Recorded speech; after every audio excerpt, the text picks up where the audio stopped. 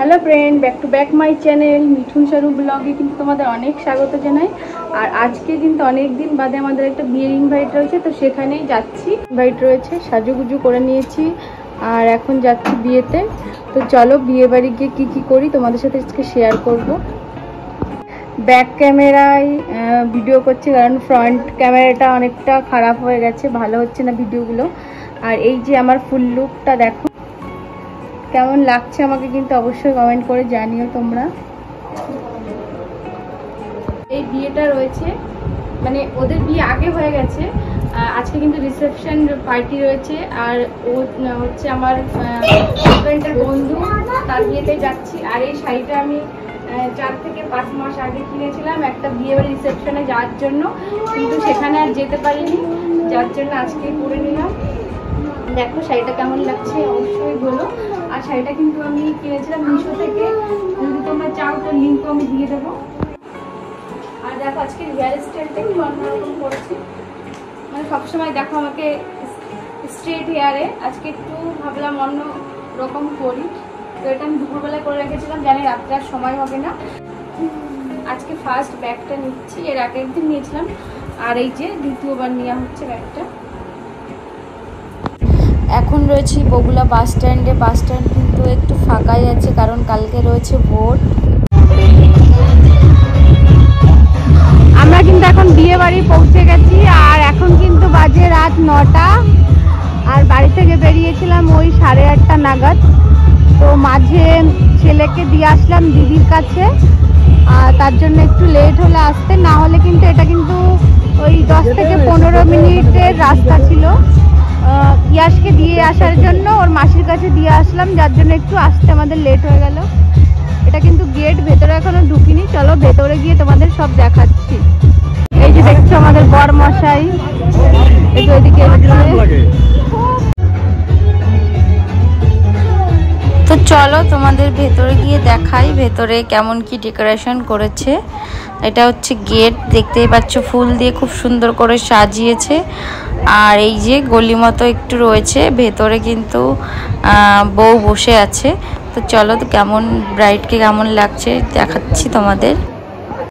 এই যে রেড কালারের লেহেঙ্গা পরে আছে দেখতে পাচ্ছ, এটাই কিন্তু ব্রাইড আজকে।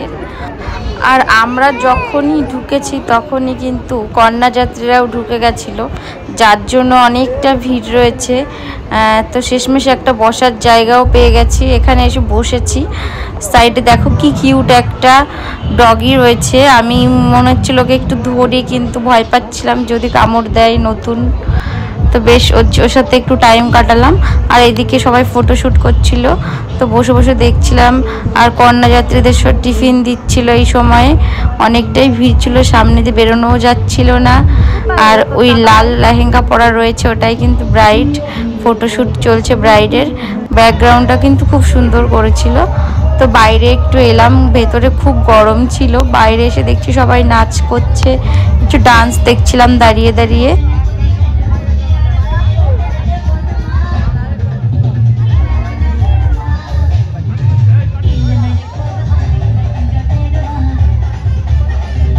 বাইরে ডান্স দেখে আবারও ভেতরে এলাম, ভেতরে এসে একটু বসে আছি কারণ মিঠাই এখন নেই, কোথায় গেছে জানি না, একা বোরিং হচ্ছিলাম। শেষমেশ একটু কফি আর পকোড়া এনে দিল আমাকে খাওয়ার জন্য, তারপরে বসে বসে এগুলোই খাচ্ছিলাম। কফিটা খুব ভালো হয়েছিল। আর একটু গল্প করছিলাম ভাইদের সাথে।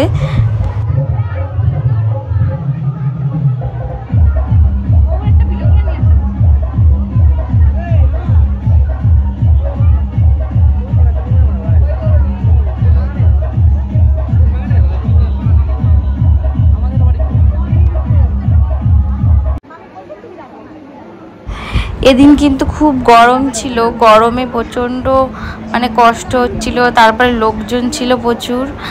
আর ইয়াসকে এদিন আনিনি, সব থেকে ভালো হয়েছে কারণ এই গরমে ও এলে পারে ওর আরও গরম লাগতো। সেই কিউট ডগিটার সাথে একটু কথা বলছিলাম, দেখো কি সুন্দর, মনে হচ্ছিল একটু গায়ে হাত দিই। এরপর আমার হাজব্যান্ড এলো, তারপরে আমরা সবাই মিলে একটু ফটোশ্যুট করে তারপরে গেলাম খাওয়ার। ওখানে গিয়ে দেখি প্রচণ্ড ভিড়, ওখান থেকে চলে এলাম, এসে দেখছি এখানে একটা বাচ্চার বার্থডে হচ্ছে। তো তো সেখানে এই যে কেক কাটিং হচ্ছিল, সেখান থেকে একটু কেক কাটিংটা দেখে নিলাম। তো খাওয়ার ওখানে প্রচণ্ড ভিড় ছিল, ভাবলাম একটু বাদে যাব।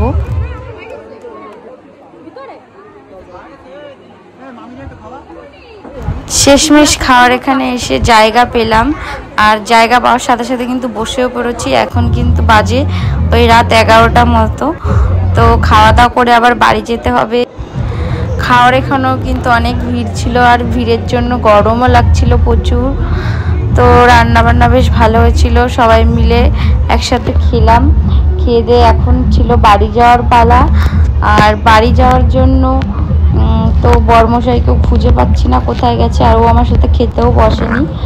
আমরা কিন্তু মানে আমার বরের বন্ধুর ওয়াইফ ছিল, ওদের সাথেই খেতে বসেছিলাম। তারপরে দাঁড়িয়ে দাঁড়িয়ে একটু ডান্স দেখলাম আবার, যে কখন আসবে। তারপরে বাড়িতে যাব, ওয়েট করছিলাম দাঁড়িয়ে দাঁড়িয়ে। তো বেশ ভালোই লাগছিল নাচ গান দেখে। তারপরে প্রায় 12টা বেজে গেছিলো আমাদের বাড়ি যেতে যেতে। নাচ দেখতে দেখতে একটু আইসক্রিম খেয়ে নিলাম, প্রচণ্ড গরম। এর ভেতর আইসক্রিমটা বেশ ভালোই সুস্বাদু লাগলো।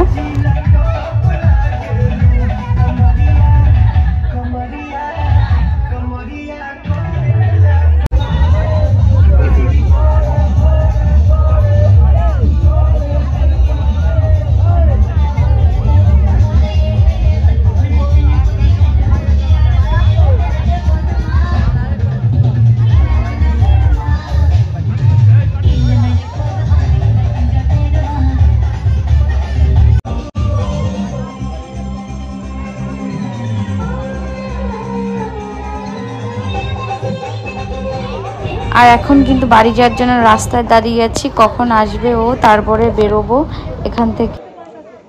এখন রাত 12টা বাজে, আর এখন কিন্তু বাড়ির দিকে যাচ্ছি। অনুষ্ঠান প্রায় শেষের দিকে। আধা ঘন্টাটা এখন অনেক সময় লাগবে।